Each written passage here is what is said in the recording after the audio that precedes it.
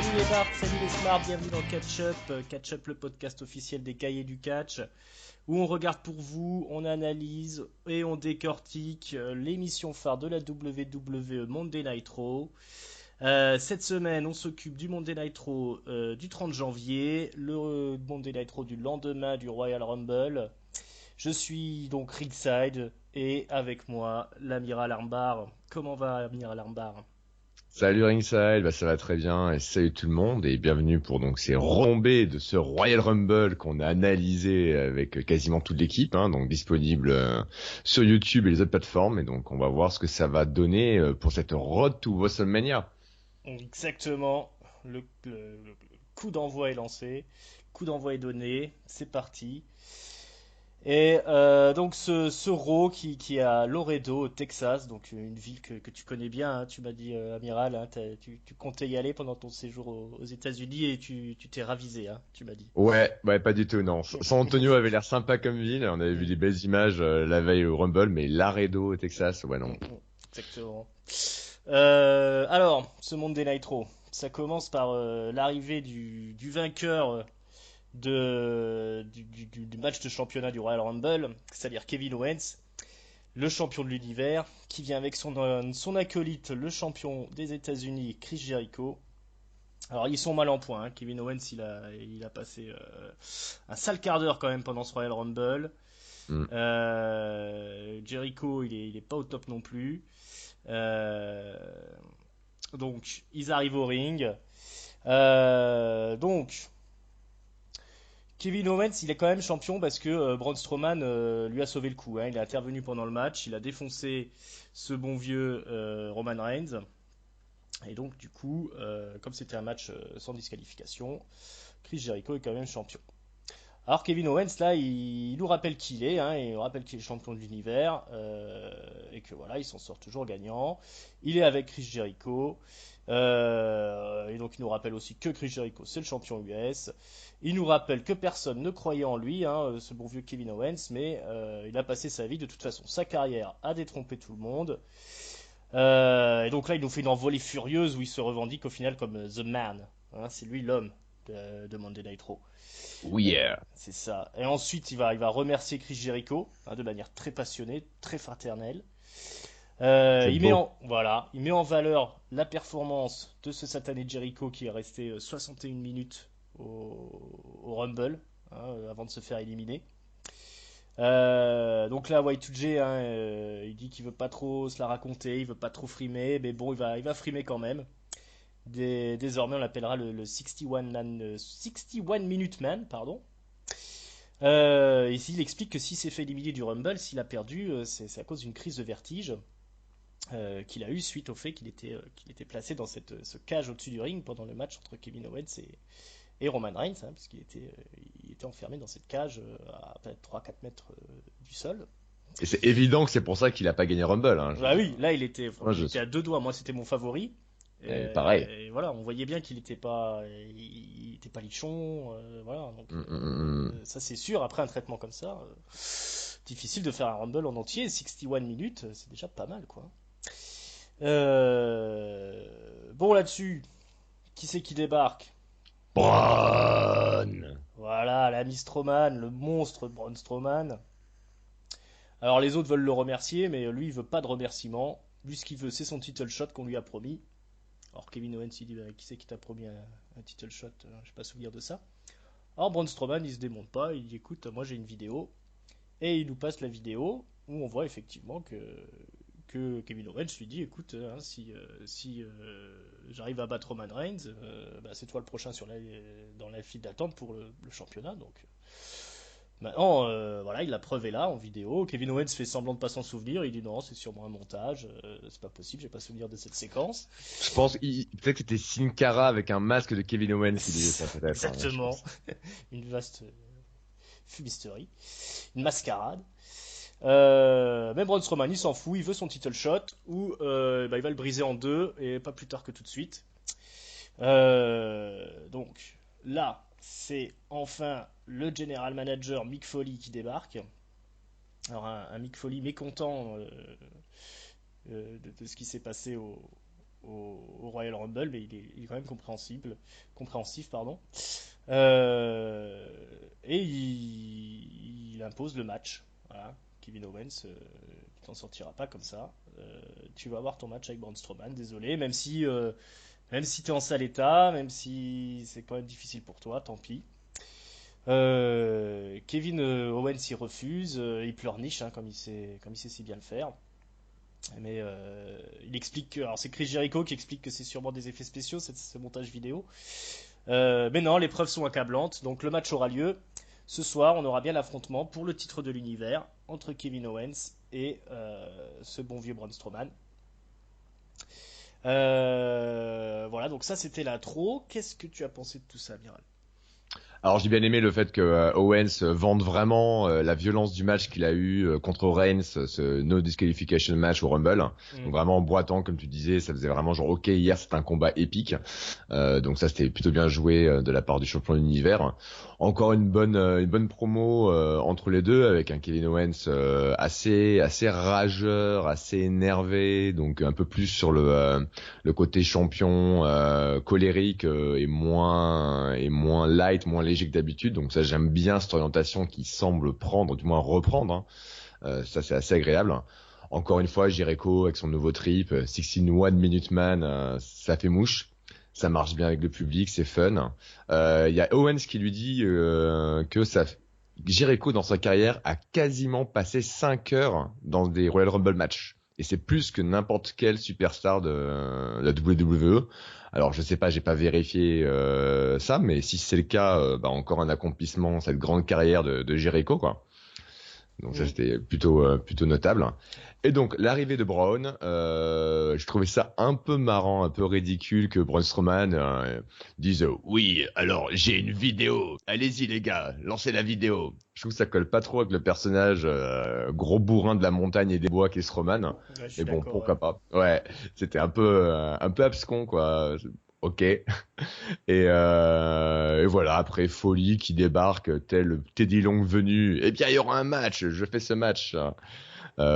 Ok, bon, ça peut être une petite logique hein, de la montée dans la carte de Strowman et son implication dans le match, dans le match d'hier en fait. Hein. Ça explique bien pourquoi il est intervenu pour mettre Roman Reigns complètement KO la veille. Hein, puisqu'on se demandait à la sortie du Rumble, tiens, pourquoi Strowman est venu faire perdre Reigns? Eh bien, c'est pour cette raison-là. Donc, c'était plutôt intelligemment joué de la part de la VVE de nous sortir cette espèce de discussion backstage où quand même Owens donne pas un title shot à Strowman, dit juste oui, ça serait logique que tu sois le prochain sur la liste. Donc là, il filoute un peu, il joue avec la simplicité d'esprit de l'homme des cavernes qu'est Strowman. Mais du coup, ok, ça fait sens. Je trouve que c'était pas trop mal. Ouais, effectivement. Bon, on est dans du classique, mais Mm. bon, on a toujours voilà, Kevin Owens, Chris Jericho qui maîtrisent leur partition parfaitement. Voilà, ça fait sens effectivement d'avoir ce Strowman qui vient revendiquer le truc. Et je suis d'accord avec toi, c'était un peu bizarre de voir sortir sa preuve vidéo. Je vois mal même utiliser un magnétoscope, ce pauvre Strowman. C'est le problème, c'est qu'il doit toujours, encore aujourd'hui, en 2017, utiliser des magnétoscopes. Ça. Envoyez la cassette. Voilà, bon, c'était très classique, mais Mm. efficace. Et bien amoché quand même, hein, Kevin Owens, effectivement, c'est étonnant qu'il leur fasse catcher comme ça tout de suite ce soir, mais bon. Ah mais ça c'est l'obsession de Mick Foley pour Kevin Owens et lui mettre le bâton dans les roues à chaque occasion. Hein. Ça Ça. continue de vendre cet angle-là et encore une fois c'est presque une configuration où le heel Kevin Owens a raison quand il dit que Mick Foley s'acharne sur lui. Exactement. La part de vérité dans cette longue Et feud. ouais. Ouais, puis on voit du coup que Chris Jericho et Kevin Owens, ça va rester je crois, le fil rouge du show, encore une fois, pendant un moment, hein, je pense. Hein. Mm, Ils vont pas les retirer comme ça du show. Hein. Donc voilà, donc on aura la suite tout à l'heure. Là, ce qu'on apprend, c'est qu'on va avoir un match entre Sami Zayn et Y2J. Et le match, c'est pas plus tard que tout de suite. Donc, c'est pas pour le titre US. Mais bon, on comprend bien que si Sami Zayn gagne, bah, il aura sûrement un title shot. Donc le match en lui-même, hein, on a beaucoup de phases au sol au départ, hein, match classique.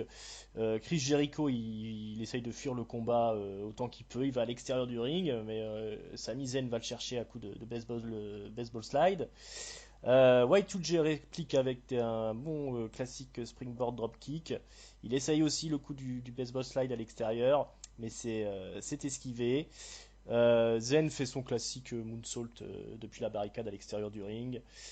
Plus tard, Y2J réussit à placer un Inzugiri. On a un joli Hurricane Rana de la troisième corde aussi qui est porté par Y2J. Un Blue Thunder Bomb d'un autre côté par Sami Zayn. On déroule un petit peu l'arsenal classique. Il y a plusieurs tentatives de Walls de la part de Jericho. Sami Zayn réussit à se sauver grâce aux cordes. Mais il se finit par se faire prendre dans un Exploder Suplex. Il se mange un Elbow Kick. 1, 2, 3. Et c'est la victoire de Sami Zayn. Voilà, Sami Zayn qui marque un gros point. Il est le prochain, lui, du coup, maintenant sur la liste. Mais pour un title shot pour le titre US. Qu'est-ce que tu as pensé de ce petit match, Amiral? J'étais encore une fois très content de voir Zayn à ce niveau-là de la carte. Hein. Ça fait là la troisième semaine consécutive qu'Aro Zayn est plutôt bien placé. Dans le Rumble aussi, il est parmi ceux qui sont restés le plus longtemps dans le ring. Donc toujours content de voir voilà que la VVE continue un peu à lui donner sa chance, et à le propulser, à le pusher au fur et à mesure. Et puis à chaque fois en plus, il délivre. Hein. La semaine dernière, c'était contre Seth Rollins, c'était un bon match. Là, c'est contre Jericho, c'est aussi un bon match. Ok, ben qu'on continue comme ça. Ouais, voilà. Bon petit programme pour lui, ça va être sympa de le voir tenter sa chance au titre US, et pourquoi pas le décrocher. Mm, mm. Euh, Mais pour le coup, il faudrait vraiment qu'il fasse un titre canadien, parce que là, les deux Ouais, sont c'est canadiens. clair. Ils en avaient parlé il y a plusieurs semaines, voire mois, Jericho et Owens en blaguant en backstage. Mais bon, pourquoi pas? Peut-être que ça sera le prochain gimmick à la con de Jericho dans une semaine ou deux. Il aura un peu trafiqué, mais genre do it yourself, le titre US pour le redesigner. Why not? Sachant qu'il y a des rumeurs actuellement comme quoi la WWE sont en train de réfléchir à des nouveaux designs pour les ceintures US et intercontinentales afin de les uniformiser au look des toutes les ceintures actuelles finalement. Hmm. Donc pourquoi pas, ça s'appelle l'occasion que Jericho se lâche et fasse une version canadienne du titre US avant que la WWE sorte leur nouveau design officiel. Moi j'aimerais bien voir ça, ça serait cool. Hmm.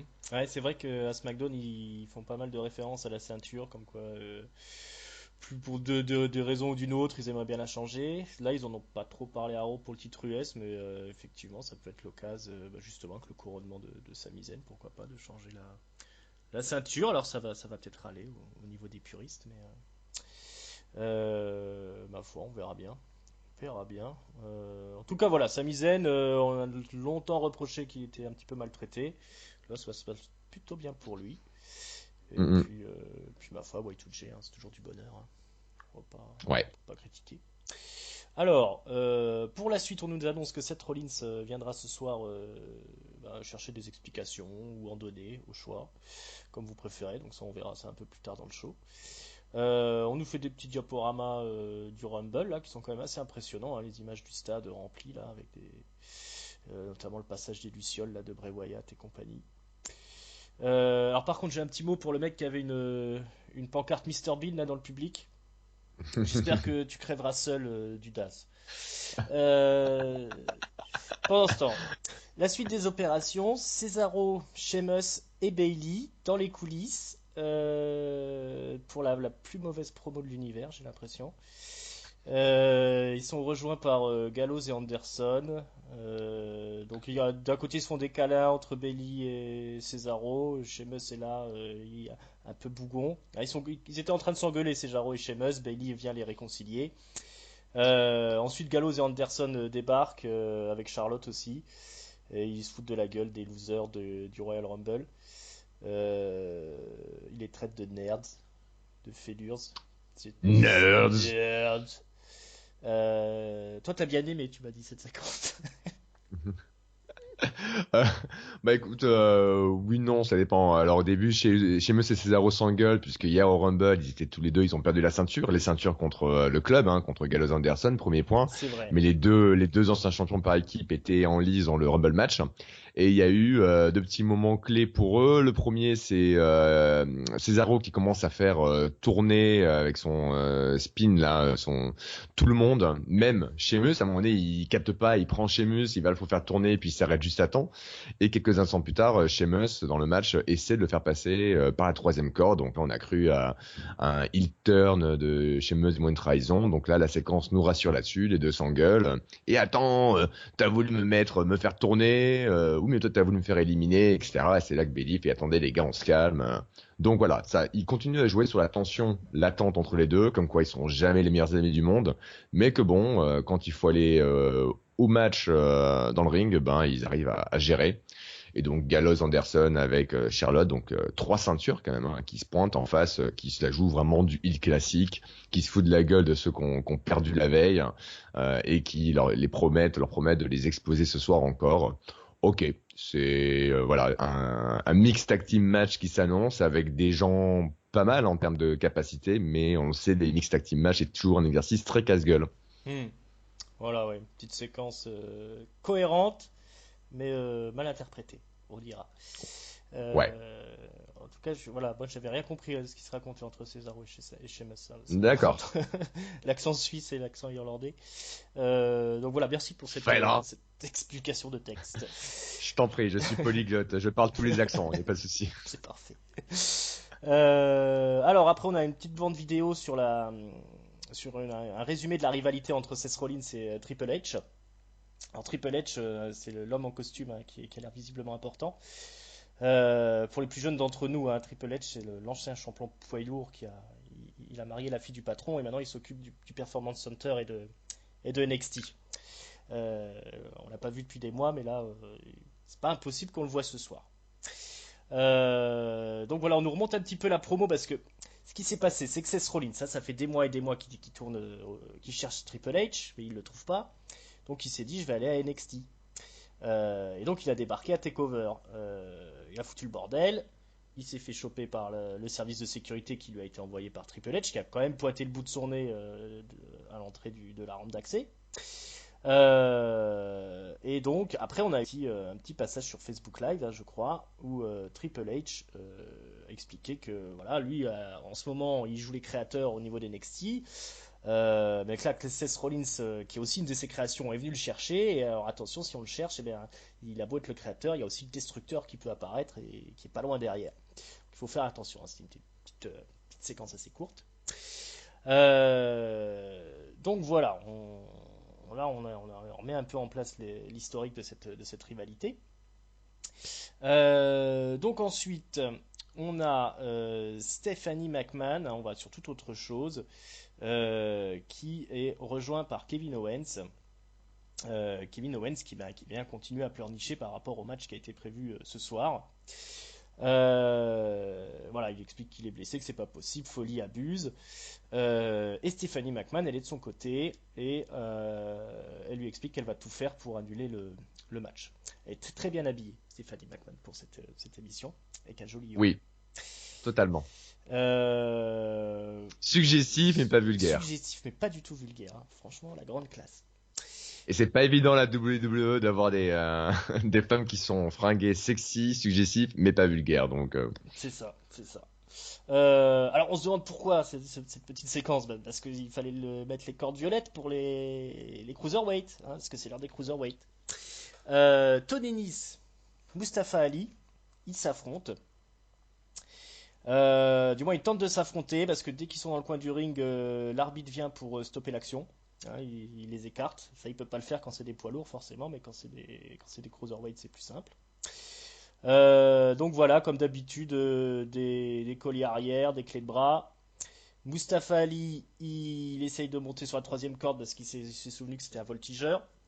Mais il tombe, hein, il y a un croche-pied par Tony Nese qui le finit avec un coup de genou. Un grand moment de catch. Après le match, Austin Harris, hein, qui est le commentateur de 205 Live et qui vient toujours commenter les cruisers donc pendant les 3 minutes que ça dure les matchs chaque semaine, il vient interviewer Tony Nese à la sortie du match Et il lui dit, écoute, Tony Nese, il y a beaucoup de critiques sur toi, hein, donc t'es le premier athlète, t'as un gabarit impressionnant, t'es musclé comme il faut, mais t'as pas du tout de charisme. Et discuter avec toi, c'est un peu comme discuter avec une planche à repasser en fait. Qu'est-ce que tu as à répondre à ces critiques, Tony Nese?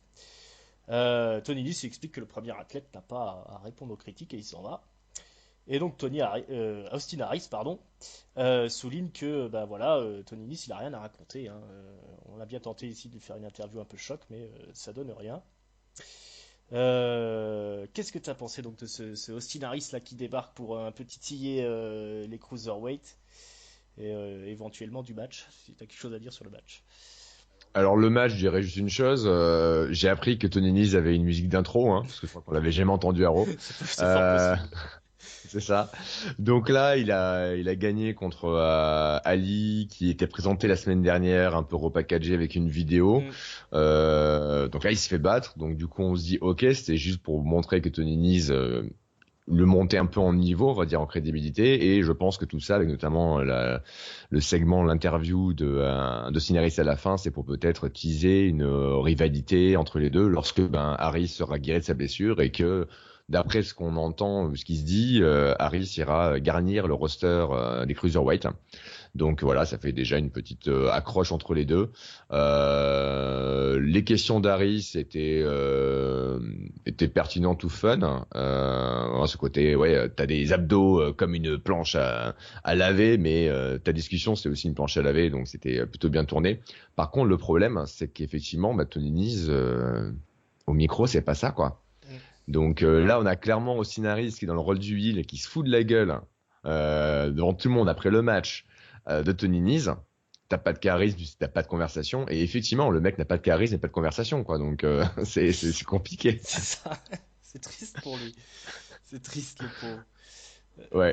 Mais il est censé être il un petit peu Tony Nese alors.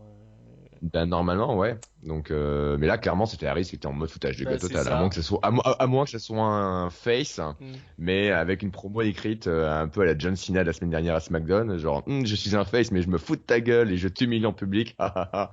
Mm. En Ok. tout cas, c'est un peu dommage d'envoyer Austin Harris à 205 Live, même si c'est cohérent.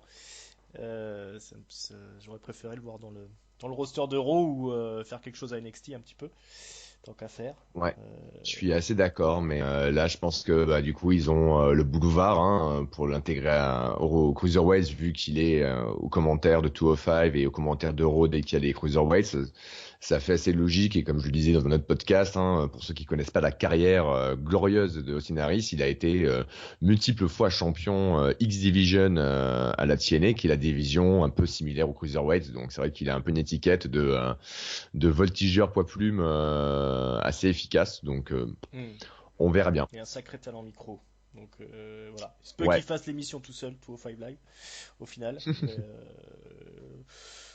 voilà, bah en tout cas, il se passe quand même un peu des choses. Ça change un petit peu. La semaine dernière, on aurait eu juste le match, j'aurais été encore plus triste. Et oui. Bon, passons aux choses sérieuses. La Mrs. Rollins qui arrive au ring. Donc voilà, alors il est tout de suite, après quelques mots, il invite Stephanie McMahon à venir s'expliquer. Donc Stéphanie débarque pour notre plus grand plaisir. Et donc elle nous explique que c'est elle qui a demandé à Triple H de pas venir. Pas parce que c'est pas que Triple H a peur de Seth Rollins, c'est que Triple H a peur de ce qu'il pourrait faire à Seth Rollins. Il a peur de détruire ce qu'il considère un temps comme sa plus grande création, parce que Seth Rollins c'était quelque part la plus grande création de Triple H à un moment donné, hein. Ça devait être comment dire, l'homme qui allait reprendre la boutique derrière Triple H, qui allait devenir le nouveau grand champion de l'autorité. Donc elle explique que malgré tout ce que dit Seth Rollins, c'est plutôt Seth Rollins qui doit des excuses à Triple H. Euh, mais Rollins il reste sur sa position, il explique que Triple H il est quand même peureux, et puisqu'il n'a pas été affronté ce même Rollins quand il est venu à NXT. NXT là où tout a commencé, hein, puisque Seth Rollins c'était le premier champion NXT, et NXT qui est le petit bébé de Triple H. Stephanie lui dit que de toute façon Seth Rollins la dégoûte. Elle il commence à quitter le ring, mais Rollins la rattrape. Il dit écoute, tu comprends rien, tu comprends pas que j'ai plus rien à perdre.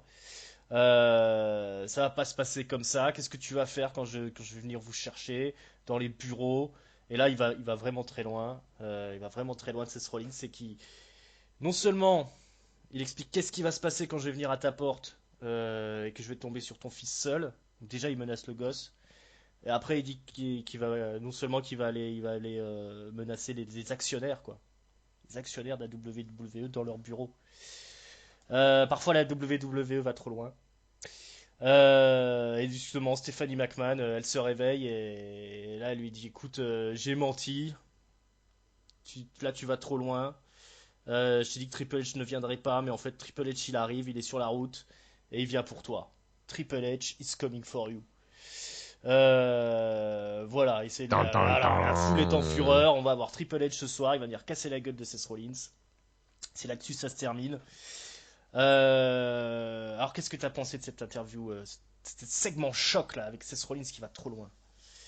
Ouais, alors autant pour le côté quand il dit oui, si c'est ça, je vais débarquer en pleine réunion des actionnaires ou des dirigeants à Stamford et foutre le bordel.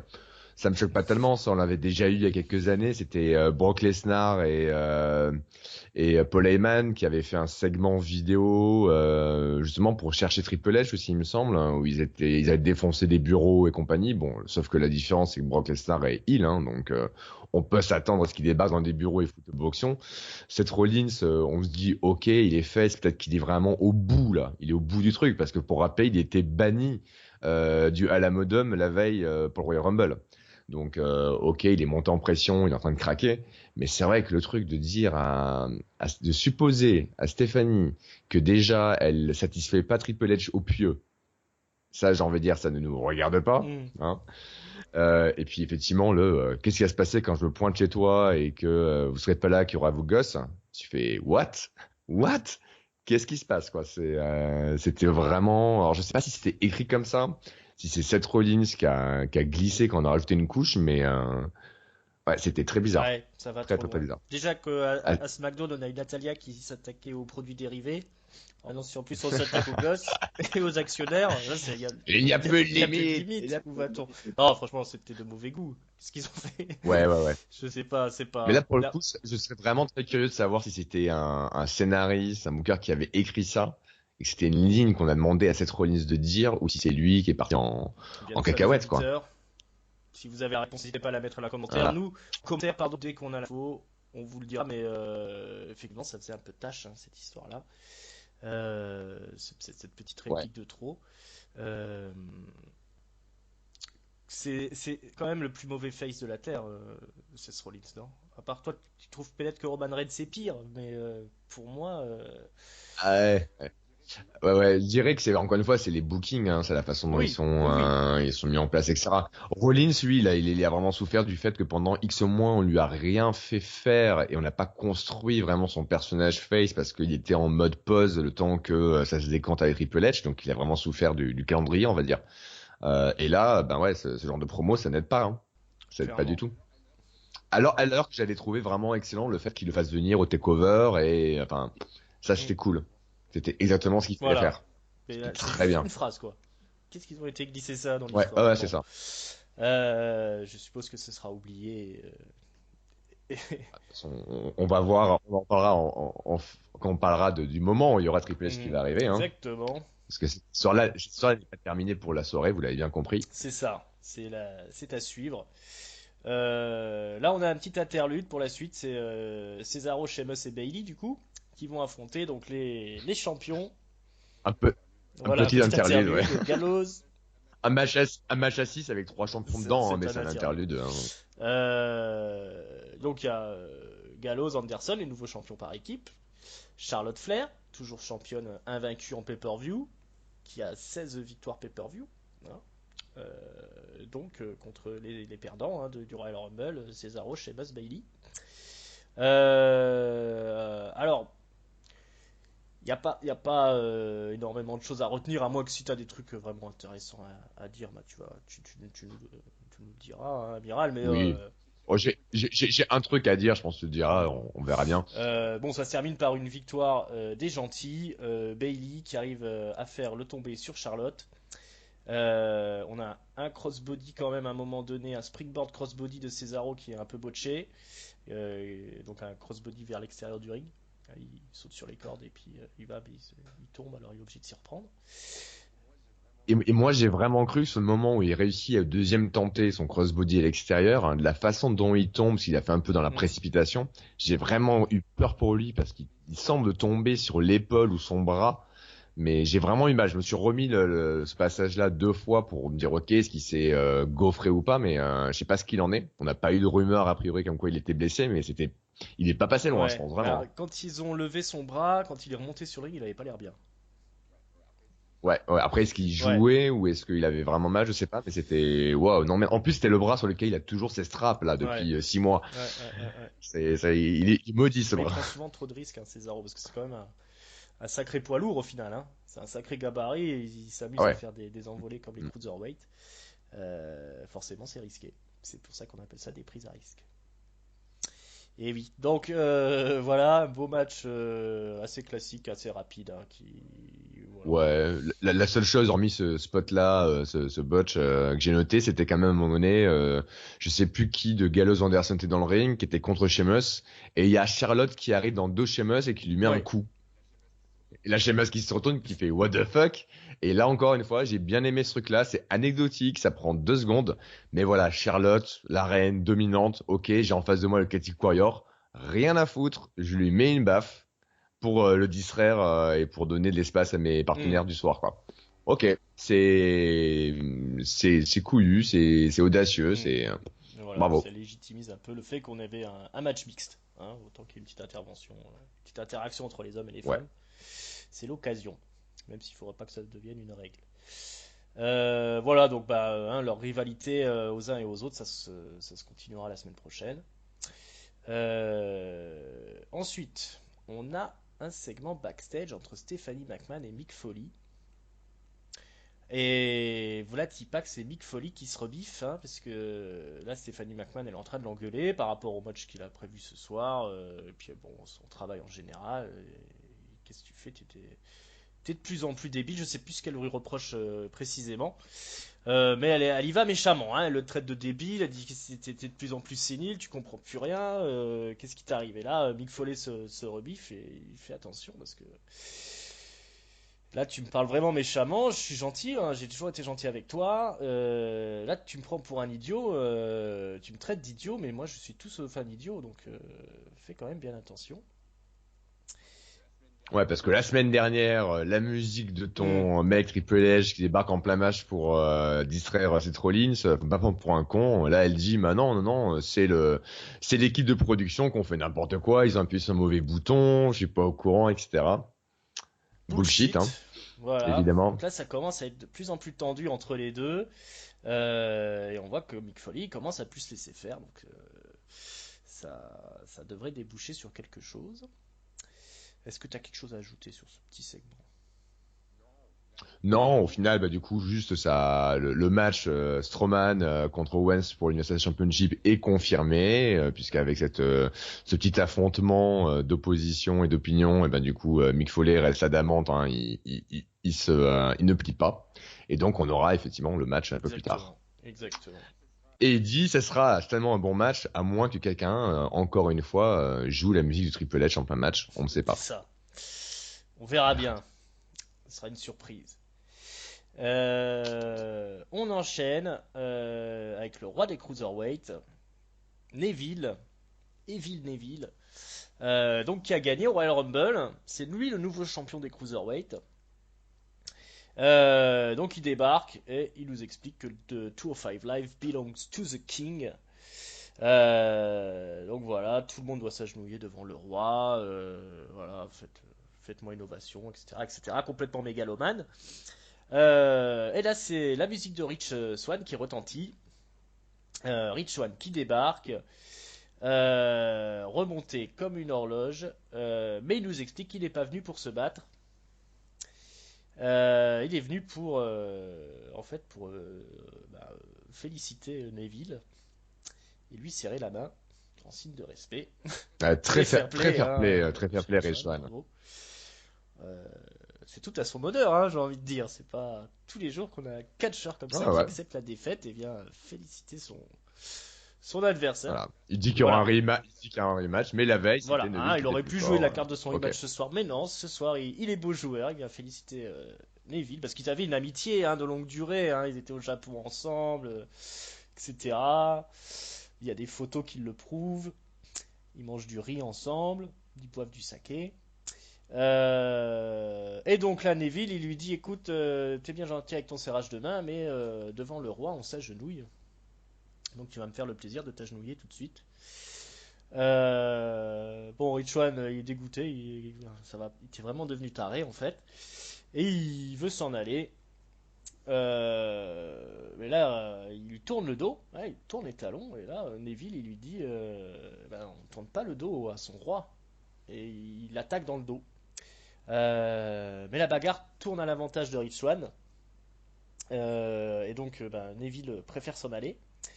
Donc, quelque part, une victoire pour Richwan sur cette promo, mais aussi une défaite parce qu'il n'était pas venu pour se battre et qu'il s'est battu quand même. Donc, quelque part, c'est un peu lui le perdant quand même, non, Amiral? Ouais, ouais, bah je prends pas comme ça. Je pense que le segment finit sur un Neville qui bat en retraite, qui est mis en difficulté alors que c'est lui qui lui met un sucker punch, hein. C'est lui qui Mhm. l'attaque alors que l'autre était de dos en train de partir. Et c'est quand même Neville qui est par terre au milieu de la rampe alors que Swan est dans le ring bien debout, hein. Je trouve ça dommage au lendemain du couronnement de Neville qui est représenté comme étant le nouveau roi des cruiserweight assez implacable, assez puissant, assez violent, que ben, dès le lendemain il soit mis comme ça en difficulté alors qu'il avait l'avantage puisque c'est lui qui a balancé le premier coup. Donc moi je suis pas d'accord avec ce booking là. J'aurais préféré que Neville passe à tabac Rich Swann, qu'éventuellement Rich Swann se défende comme un beau diable, mais que Neville finisse triomphant dans le ring tel le roi afin de le crédibiliser dans son nouveau statut de champion, et que ça continue de build up un petit peu la rivalité entre les deux. Là je trouve que c'est un peu dommage de le faire paraître faiblard à mon Je suis tout sens. à fait d'accord. Et même au Rumble, j'aurais préféré que Richard se fasse exploser clairement par Neville. Voilà, histoire de montrer Neville vraiment comme un espèce de monstre des cruiserweight. Ça aurait donné un peu plus d'intensité à la division. Là, on a quand même un mec qui débarque, qui vient de perdre sa ceinture et qui veut pas son match revanche tout de suite et qui vient pour serrer la main de son adversaire. C'est quand même un peu. Richwan, il passe un peu pour une nouille, quoi, quand même. Voilà, Ouais. c'est pas encore ça qui va faire décoller la division. Non, Non, non, non, non. non. Enchaînons avec ma favorite, Sasha Banks, qui est chez le docteur. Ils sont en train de lui. Enfin, le médecin des coulisses, quoi, hein, qui est en train de bander le genou de Sasha Banks à la dernière minute. Elle a un match contre Nia Jax. Donc il y a Bailey qui débarque et qui lui conseille d'attendre d'être guéri avant d'aller affronter Nia Jax, quoi. Parce que quand même là, elle est mal barrée. Euh, Elle lui explique qu'elle a rien à prouver, elle a été 3 fois championne, etc. Mais Sacha Banks, elle l'arrête tout de suite. Elle lui dit, écoute, moi, contrairement à d'autres, je supporte pas la défaite, donc je vais y aller. Et puis t'es gentil, hein, on s'aime bien, mais tu gardes tes conseils pour toi, s'il te plaît, ma pauvre Bailey. Boum, Boom. dans ta face. Ouais. Donc voilà, on aura la suite un peu plus tard dans l'émission. Bon, on va peut-être passer tout de suite au match, tiens, de Sasha Banks et Nia Jax. Soyons Allez, fous. soyons fous.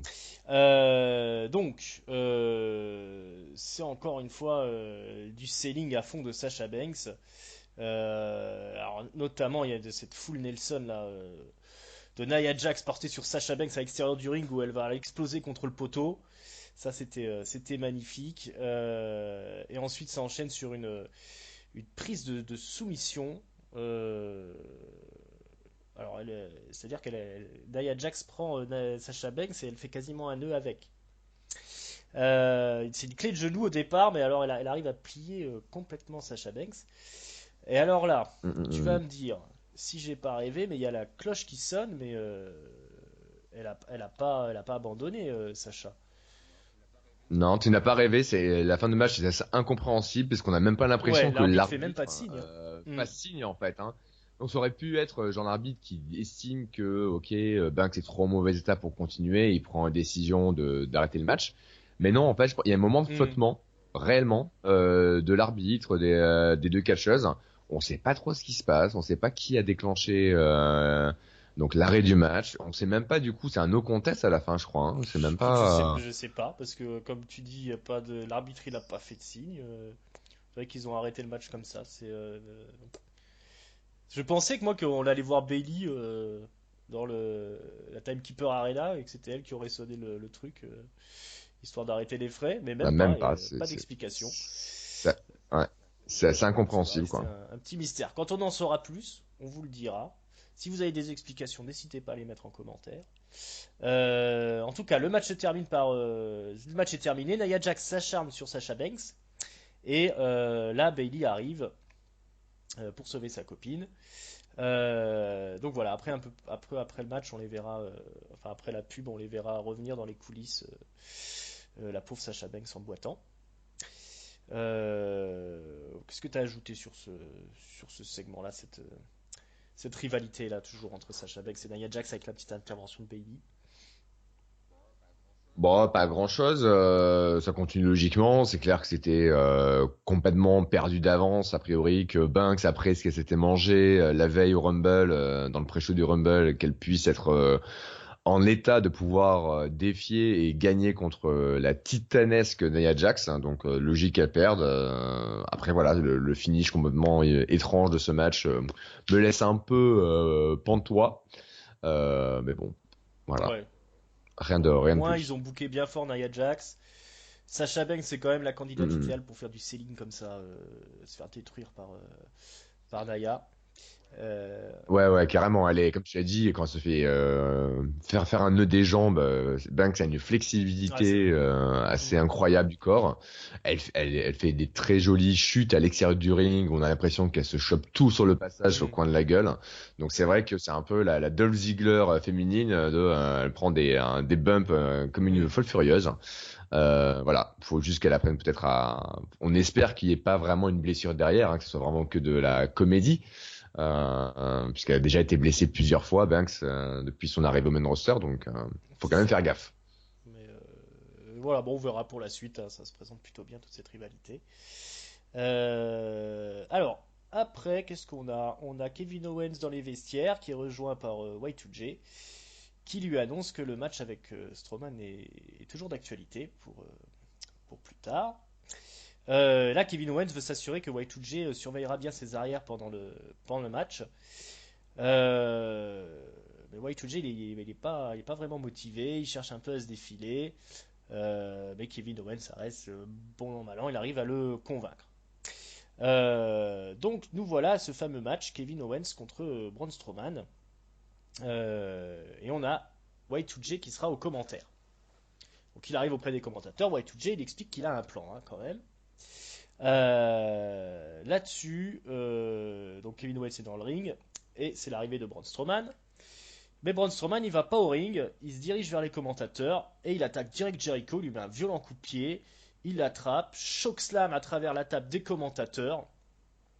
Donc plus efficace qu'une cage au requin, hein, Braun Strowman, puisque Y2J il sera emmené directement par les médecins, les officiels. Hein, il ne se relèvera pas de s'être fait d'avoir mangé la table des commentateurs, de s'être fait choc-slammer. Le match en lui-même, c'est une grosse domination de Braun Strowman, jusqu'à ce que Kevin Owens arrive à esquiver les courses folles là, de Strowman, qui est parti pour le défoncer à l'extérieur du ring. Strowman termine dans le poteau. Il va se manger une cannonball aussi hein, de Kevin Owens. Mais Strowman va réussir plus tard dans le ring à reprendre l'avantage en attrapant Kevin Owens qui était monté sur le coin du ring et il le place dans un running power slam donc depuis le poteau. Donc là c'est plutôt bien parti pour Strowman, mais la musique de Roman Reigns retentit. Le Big Dog, il arrive et il enchaîne les Superman Punch et les Spears, dont un Spear depuis l'escalier de fer sur ce brave Braun Strowman et un Spear sur KO aussi sur Kevin Owens pour bonne mesure. Hein. Du coup, disqualification de Kevin Owens, puisque Roman Reigns il attaque directement Braun Strowman. Toutes les chances de Braun Strowman de gagner la ceinture partent en fumée, pardon. Roman Reigns s'en va et Braun Strowman se relève assez vite hein, du spire monumental qui s'est pris. Mais pour l'instant, on en reste là dans cet affrontement. Qu'est-ce que tu as pensé de cette séquence tout autour du titre universel là, qui implique plusieurs personnages? Alors c'était pas mal joué le début vraiment Owens qui commence à flipper d'entrée en disant à Jericho mais pourquoi tu vas aux commentaires viens il y a un peu de jeu avant qu'il rentre dans le ring qui est plutôt sympa pour vendre vraiment la peur au ventre qu'il a de Strowman donc ça aide à garder le fait que Strowman est vraiment vu comme un monstre hein. Owens se dit dans la promo backstage avec Stéphanie genre mais il fait 2 fois ma taille c'est le mec le plus fort qu'on ait la WWE donc là il joue vraiment le jeu de maintenir le statut de monstre de Strowman. Le match en lui-même, il était assez court, mais c'était pas mal, vraiment. Il y a des bons spots, notamment moi j'ai vachement adoré après la grosse cannonball sur les barricades à l'extérieur du ring que Wentz fait. À mon nez, il fait un somersault leg drop à l'arrière du cou, du crâne de Strowman, de Hmm. toute beauté. Donc il y a eu des 2-3 spots vraiment sympas.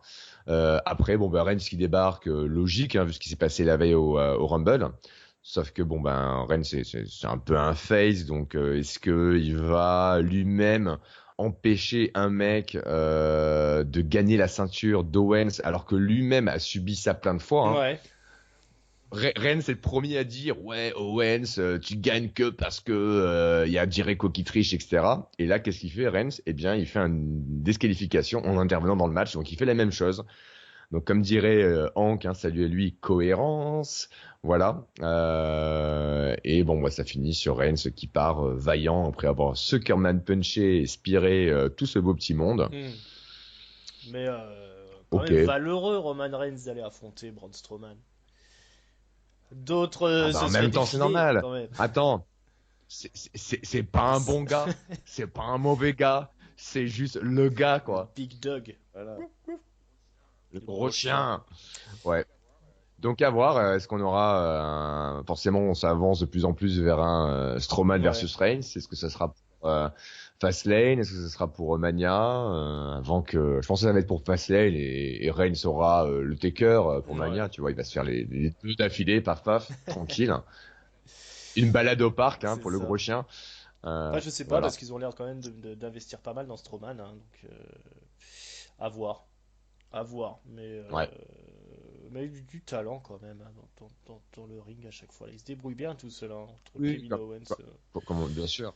Non, ça marche bien, ça marche bien. Encore une fois, je pense que ça, ce petit match-là et le segment qu'on avait d'intro était bien pour bien expliquer, montrer les raisons pourquoi Strowman est intervenu la veille dans le match entre Reigns et Owens au Rumble. Donc c'était nécessaire et c'était logique et ça faisait sens, ok. C'était pas, ça prenait pas trop de temps et ça emballe un peu le tout. On verra bien par où ça va partir ensuite. Il y a plusieurs possibilités, donc ok. Voilà, la suite au prochain numéro. Euh, qui est là cette semaine? C'est Brock Lesnar, la superstar. Suplex Voilà, les City. chants qui retentissent à l'arrivée de Brock Lesnar, qui est venu avec Paul Heyman, hein, parce qu'il sait toujours pas parler, Brock Lesnar. Donc Paul Heyman nous explique que, bah, écoutez, encore, ça s'est mal passé pour Brock Lesnar au Royal Rumble. Tout ça, c'est la faute de Goldberg. Il nous fait tout un speech en expliquant que lui, jusqu'ici, à chaque fois qu'on lui parlait d'un catcheur, par exemple, on lui parlait de John Cena, il pouvait toujours dire oui, mais il y a Brock Lesnar, tu vois. Quand on lui parlait de Kurt Angle, il disait ouais, Kurt Angle, c'est bien, mais il y a Brock Lesnar. L'Undertaker, ouais, il était fort, la streak, tout ça, mais Brock Lesnar, il a cassé la streak. Et maintenant, lui, quand il parle de Brock Lesnar, on lui dit ouais, ouais, Brock Lesnar, mais il y a Goldberg. Et ça, il ne le supporte pas. Et donc, c'est officiel, Brock Lesnar lance le challenge pour WrestleMania à Goldberg. On va régler les comptes. C'est la belle, la dernière. J'ai envie de dire comment dire, encore une belle prestation de Paul Heyman. Est-ce que ça t'a plu, toi, cette petite séquence? Ouais, c'était un peu long, mais ça marche pour expliquer. Bon, de toute façon, c'était assez logique hein, qu'ils aient un vrai match, j'ai envie de dire. Donc, on le savait, il fallait que ça arrive. Normal que ça vienne de Lesnar et de Heyman, puisque bah, Goldberg, lui, il a mangé Brock Lesnar en match solo et au Rumble, donc il n'a pas tellement de motivation à se raffronter. Donc, c'est normal que ce soit le camp Lesnar qui lance ce challenge-là. Donc, Voilà. bon, voilà, il fallait une promo pour annoncer ça. C'était pas la promo la plus démente du siècle, mais encore une fois, c'est Eman et même si elle était un peu longuette, Eman au micro, c'est toujours sympa. Donc, C'est ça. C'était sans surprise, mais bon, assez bien, plutôt bien ouais. exécuté. Et Et on nous voilà. annonce du coup la semaine prochaine Goldberg qui viendra pour répondre directement. Donc maintenant, ça fait depuis les séries hein, qu'on a une semaine sur deux, soit Goldberg, soit Lesnar, voire les deux. Donc ça devient un peu l'habitude et on pense que ça va rester comme ça jusqu'à WrestleMania parce que c'est la hype de la route qui mène au gros show. C'est ça. Et ils lui mettront un petit tourniquet pour rentrer à Goldberg pour éviter qu'il se blesse. Voilà ce qu'il en est de cette rivalité-là. Une petite astuce des bookers, hein, quand vous avez un catcheur qui ne sait pas parler, ben, vous pouvez lui mettre un manager, pardon, qui peut parler. Ouais, ça s'appelle un mouthpiece. Mouthpiece, donc une pièce, un morceau de bouche, hein, c'est vraiment dans le catch, le langage secret du catch, c'est quand effectivement, bah, il y a un catcheur qui est bon dans le ring, mais qui est pas très bon au micro, on va lui mettre un manager, on va lui mettre un acolyte qui va faire la Voilà. promo. Pensez-y Donc, hein, pour d'autres catcheurs éventuels. Pour la suite, un mec qui assure au micro, Rousseff, Handsome Rousseff, qui vient avec Jinder Opeomal et Lana, toujours accompagné de Lana. Ils vont régler leur compte avec la Team Soft dans un Tornado Tag Team Match. Euh, on a quand même une petite promo d'abord de Enzo qui fait des blagues sur les veines qui jaillissent du corps de Jinder Mahal, hein, avec sa musculature un peu hors norme, on va dire. Donc après, bon, le match est un match très classique, ça se bagarre dans tous les sens, mais il y a rien de vraiment. Enfin, t'as peut-être relevé quelque chose, toi tu pourras nous dire, hein. Mais ça se termine donc sur une victoire des gentils avec le fameux Boom Shakalaka de la Team Soft. Sous les hurrahs de la foule, un gros pop toujours pour les victoires de Enzo et Big Cass. T'as quelque chose à dire sur ce match? non, c'est un schéma assez classique. Hein. C'est un casque qui a assuré le service du côté de la soft, hein, qui a mis les gros coups, qui a fait les grosses séquences. Enzo est plutôt la cible, qui a été malmené tantôt par Mal, et tantôt par Rousseff. Je me demande toujours pourquoi le masque de Rousseff. Hein, on n'a pas d'explication là-dessus. Il a dû se blesser, j'imagine, dans un house show avant le Rumble, puisqu'ils en parlent pas dans les promos. Il s'est Donc cassé le nez dans le Raw avant ah. le Rumble. Il saignait du nez, il avait un truc, il lui avait même mis un mouchoir dans le nez à un moment donné pendant le match. Ah oui, oui, j'avais vu le coup du Et mouchoir, en ok, fait, il avait le nez effectivement. cassé. Voilà, c'était pas juste un petit saignement de nez, il avait apparemment le nez cassé. On espère que ça ne durera pas trop Eh ben, longtemps et ils auraient pu le mettre en vacances, Rousseff, hein, si c'était pour le mettre dans des matchs comme ça. Euh, ouais, mais il fallait aboutir à la rivalité. ouais. Là, c'est voilà, les quatre hommes étaient dans le ring. C'est encore une configuration qu'on Hmm, n'avait pas vue. Il faut aller au bout du truc pour faire un programme dans la middle card. Et puis voilà. Hein, ce qu'on peut noter aussi, c'est que Mal il fait le job. c'est ça, un bon jobber. C'est sûr, il Hmm, parle pas, hein. Il parle pas, mais il est là. Bon, il est jobber à côté quand même de hmm. Rousseff, un ex-champion pas si lointain américain, et puis face à la soft qui sont très over avec le public. Donc ouais, c'est pas non plus c'est du jobber plus plus quoi, on va C'est dire quand même. ça, c'est ça. Donc Il est là, voilà, il fait le gars qui se prend des coups, il donne un peu de coups, puis c'est très bien pour lui. c'est ça. Mais bon, je pense qu'on peut Voilà, on passer enchaîne, à la exactement. suite. J'ai quand même plus de trucs à dire. Donc le main event, c'est l'arrivée de Triple H qu'on attendait tous. Donc le son de Triple H, le son de promo hein, de Triple H.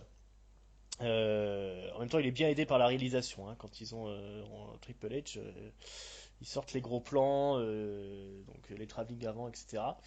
Donc il explique qu'il a sorti Roman Reigns de l'obscurité. Il lui a donné sa chance. Seth J'ai dit Rollins, quoi? Seth Roman Rollins. Reigns, d'accord, ok. Ouais, Seth non, Rollins. non. C'est Seth Seth freaking freaking Rollins. Rollins. Donc il lui a donné sa chance à NXT où Rollins est devenu le premier champion NXT. Il l'a fait intégrer le Shield. Voilà, ça marchait bien pour lui. Et finalement, Rollins, il a accepté la proposition un peu indécente de Triple H de devenir le champion sponsorisé par l'autorité.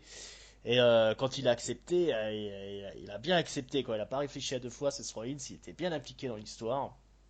Donc voilà, Triple H lui a tout donné. Seth Rollins est devenu le champion. On l'a tout offert sur un putain de plateau. Et le seul truc qu'il avait à faire, c'est remplir le contrat. Rollins, et il n'a pas rempli le contrat. La pression était trop forte pour lui. Son corps a lâché. Il est venu chouiner à la télé en disant ah, mon genou, on m'a cassé le genou, je suis obligé de laisser la ceinture, etc. La ceinture que Triple H lui-même lui avait octroyée, quoi. S'il avait la ceinture, c'était grâce à Triple H. Et à son retour, il est revenu, Rollins, revenu de blessure, il n'avait pas pu faire Mania, etc. Et il est revenu comme un perdant, c'était échec sur échec. Et au lieu d'assumer un peu ses échecs, Rollins, qu'est-ce qu'il a fait? Il a porté la responsabilité sur Triple H. Et ça, c'est pas supportable. Ça prouve bien que c'est à moins que rien. Triple H, il explique il en a fini de porter le costard, hein, parce que ça fait des mois et des mois qu'il se combat lui-même, quoi, qu'il bat la bête intérieure qui est en lui. Il est obligé de porter le costard, de faire des réunions, etc., d'avoir une putain de cravate. Et ça, maintenant, il en a marre. Et il dit maintenant, Rollins vient, on va s'affronter. Maintenant, je suis là pour la bagarre. Rollins, il se fait pas prier, il débarque de suite, on entend sa musique. Il arrive au ring. Et là, il se fait intercepter par un mec qui vient du public, un monstre, qui le détruit. C'est Sam, un Un lion, lion. un rhinocéros. C'est Samoa Joe. Samoa Joe, l'ancien champion NXT, qui vient et qui détruit Seth Rollins. Il l'explose dans tous les sens, il le ramène dans le ring, il lui fait le coquine à clutch. Et puis voilà, on a ce Samoa Joe triomphant sur le corps sans vie de Rollins. Hein, on a une petite séquence aussi où Rollins essaye de se relever là, il regarde Triple H au pied de Triple H, il lui veut attaquer Triple H mais il peut plus, il s'est fait taper par Samoa Joe. Voilà, l'arrivée de Samoa Joe dans le roster, l'arme secrète de Triple H. Qu'est-ce que tu penses de ce rebondissement? Qu'est-ce que tu as à en dire, mon bon amiral? Alors, bonne promo de Triple H comme tu l'as dit, hein, à part le moment où il fait un peu le gars qui pleure, qui chouine en Saint-Jean, Rollins, c'était un peu bancal, mais sans le reste, c'était vraiment excellent. J'ai bien aimé comment il a joué sur le concept de oui, le créateur et le destructeur. Donc voilà, hein, c'était un terme qui était employé depuis quelques temps dans la rivalité. Triple H a ce côté créateur à NXT ou Performance Center. Et donc, viens Rollins, viens rencontrer ton destructeur. Et on pense tous que c'est Triple H, le côté cérébral assassin, le côté catcheur. Et non, en fait, c'est Joe qui, pour la petite histoire, sa musique d'intro s'appelle justement Destructeur, Destroyer. Donc, ça, c'est cool. Joe, on l'attendait. On pensait peut-être qu'il serait au Rumble. On l'a pas eu. On a eu un autre Samoan au Rumble surprise, mais qui était beaucoup moins excitant, c'était Roman Reigns. Hein. Avec le recul, je suis content qu'ils aient pas mis Joe dans le Rumble parce que c'était con de mettre Joe, qui est un mec super fort, dans le Rumble si c'est pas pour le faire gagner. Et c'était évident qu'ils allaient pas le faire gagner. Donc c'est bien d'avoir gardé là. Ça joue encore de façon un peu cohérente, j'ai envie de dire, sur le fait Triple H, les gars qui sortent d'NXT, du moins les heels qui sortent d'NXT, c'est un peu ses chouchous, ils sont un peu à sa botte. Hein. C'est pour ça qu'il y a plus de 6 mois maintenant, il avait trahi entre guillemets Seth Rollins pour offrir le titre universel à Kevin Owens, qui était un heel champion d'NXT qui était dans le roster principal. Là, c'est un peu la même chose. C'est Triple H qui adoube dans le main roster Samoa Joe. Pour ceux qui connaissent pas Joe, dans NXT, comme tu l'as dit, il a été champion 2 fois d'ailleurs. C'est lui qui a pris le titre à Balor. C'est lui qui avait le titre jusqu'à récemment contre Shinsuke Nakamura. Il a perdu, il a repris, puis il a reperdu. Et avant ça, c'est un mec qui a une carrière juste folle. Il a été champion de la TNA, il a resté longtemps à la TNA.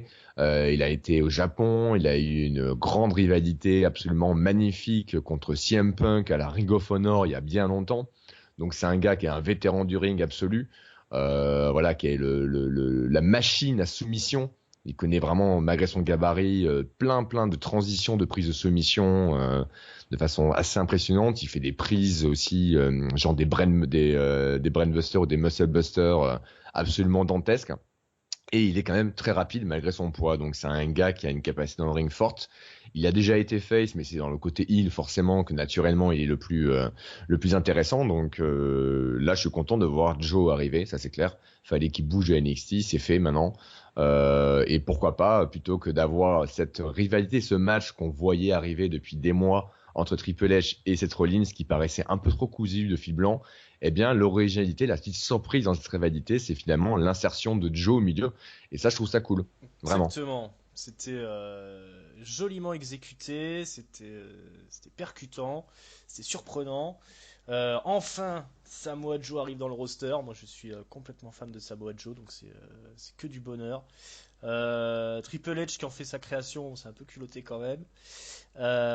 Mais bon, Ouais. c'est C'est cohérent. comme Triple H Voilà. qui dit oui, au début de la promo, j'ai sorti de l'obscurité Seth Rollins, bon, qui était pas dans la totale obscurité que ça dans Mm. le monde du catch, hein, loin de là, mais bon, c'est côté un peu WWE, avant, vous existiez pas Mm. vraiment, quoi.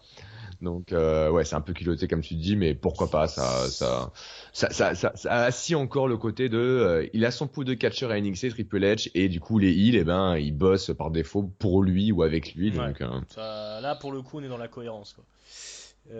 ouais, Et puis voilà, c'était tellement bien exécuté que voilà, autant la promo ouais, gros. de Triple H elle était parfaite, autant l'intervention de Samoa Joe aussi elle était excellente. Donc c'est Gros ouais, passage à tabac, hein. ouais. Ça a Ah été bah très violent. Il lui a enchaîné trois septon bombes, son fameux coup, il te balance dans le ring, un gros coup de coude et puis un sort de Pele kick en à peu près une fraction de seconde.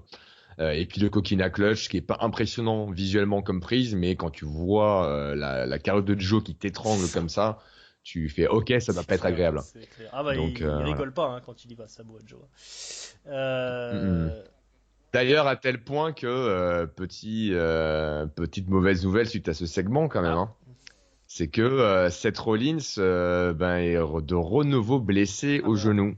Ah, aïe aïe aïe. Ouais, il y a eu il a tweeté aujourd'hui, hein, donc là on enregistre, on est jeudi, donc il a tweeté dans la nuit de mercredi à jeudi une photo avec son genou et des espèces d'électrodes dessus en disant ouais j'aimerais bien que ce soit un mauvais rêve. Et là il a tweeté aujourd'hui donc une série de 6 tweets où il dit en gros qu'il voulait prendre le temps de remercier tout le monde qui est venu lui demander des nouvelles depuis ces 2 derniers jours suite à ce segment.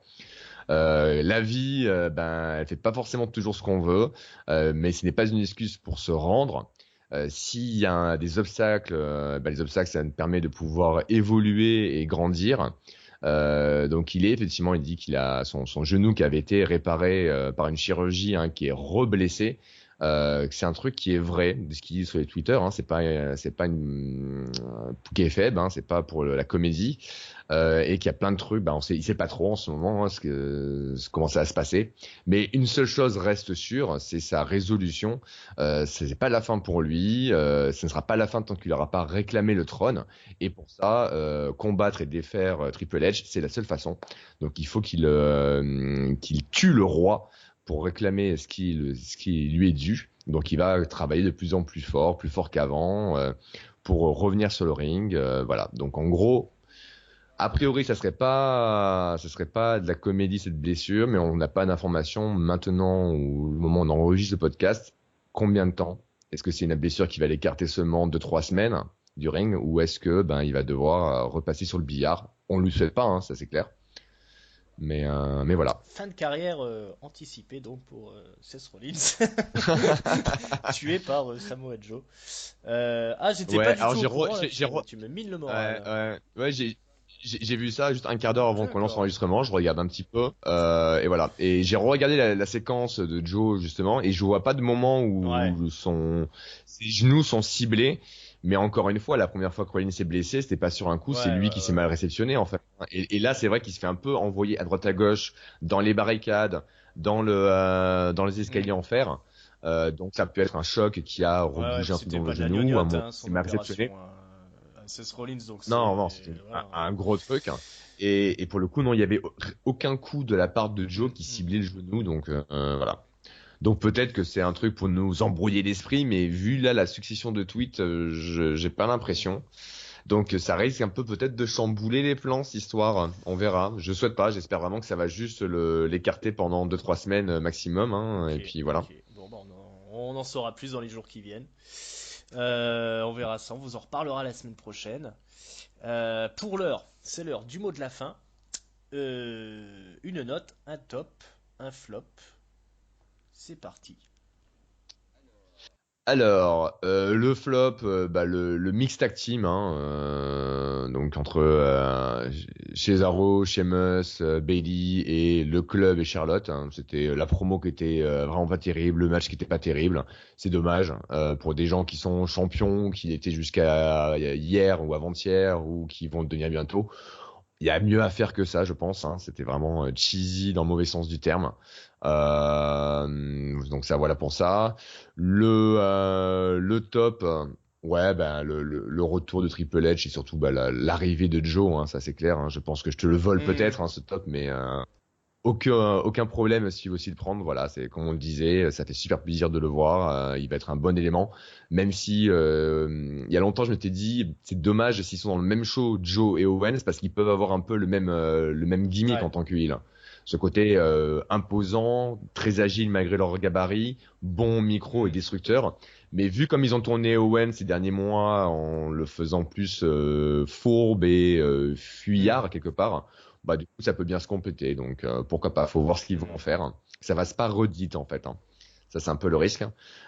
Et une note, bon c'était un Raw qui était pas trop mal, qui finit bien, mais c'est pas non plus fou, hein, pour un lendemain de Rumble et pour un Raw pour la Road to WrestleMania. Donc je vais mettre un petit 3 avec un 3,5 parce qu'il y a Joe qui arrive à la fin. 3,5 Allez. pour Joe. Ok, 1,5 point pour Joe. Ouais. Très bien, très bien. Bah, moi en flop, je vais mettre les cruisers parce que c'est toujours de la merde. Ça décolle pas. Et en top, bah, je vais quand même mettre le main event aussi, effectivement. Mais moi, je suis plus sur la promo de Triple H que j'ai trouvé vraiment excellent. Mm, Euh, mm. c'est là que je me répète, mais il y a quand même une grosse différence entre un mec comme Triple H au micro et le reste du roster. Surtout si tu compares à Seth Rollins par exemple. Pour la note, je vais être un peu plus méchant que toi, je vais mettre un 2,75. Ce qui veut absolument pas dire grand chose, mais c'était quand même petit pied, j'ai trouvé ce Raw pour, comme tu dis, un lendemain de Rumble, même s'il s'est passé pas mal de trucs, c'était quand même pas. Je me suis pas éclaté, je me suis un petit peu ennuyé quand même. Mais heureusement que Samoa Joe est arrivé. Voilà, voilà ce qu'il en est de ce Monday Night Raw. Alors, c'est l'heure de l'auto-promo. Je vous rappelle donc que vous pouvez nous écouter pardon, sur YouTube, sur PodCloud, sur YouTube, la chaîne YouTube des Cahiers du Catch. On a notre Facebook, c'est Catch-Up CDC, si je dis pas de bêtises. Ouais, c'est ça. Exactement. Venez sur les Cahiers du Catch, hein, venez sur le forum, inscrivez-vous, participez au concours de pronos, venez même poster des articles si vous êtes chaud, et puis il y a le forum qui est là. Mamiral, merci beaucoup d'être venu. Bah de rien, plaisir. Merci à toi et merci tout le Plaisir monde. partagé. Merci à tout le monde de nous avoir écoutés. N'oubliez pas qu'il y a le supplément qui arrive dans la semaine. On a une émission spéciale Rumble, une émission spéciale Takeover que vous avez dû avoir. Vous avez dû en être alerté si vous êtes abonné. Si c'est pas le cas, eh ben, il est temps de vous abonner, hein, on ne cesse de vous le dire. Et puis voilà, tout est dit. Pour le reste, moi je vous remercie. Je vous souhaite une très belle semaine pleine de catch. Ciao, ciao. Salut!